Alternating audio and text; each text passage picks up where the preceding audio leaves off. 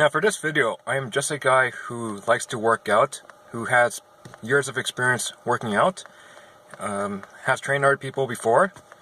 So I'm just going to be talking to you in general about pelvic tilt in deadlifting.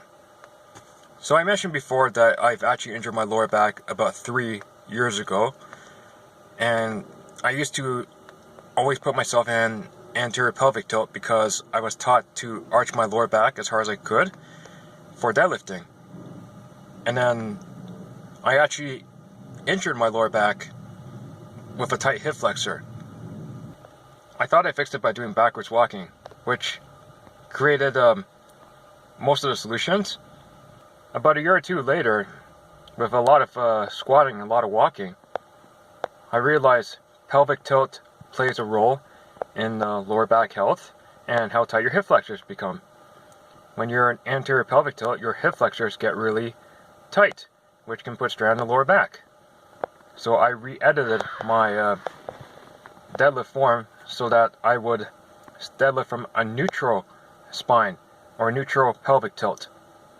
So I don't even think about arching my lower back when I deadlift. And then as I deadlift, I have a better bracing of the abs, and therefore I can use more glutes.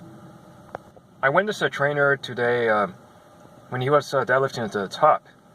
He thought he was contracting his glutes all the way, but I told him that he could still push a little bit forward.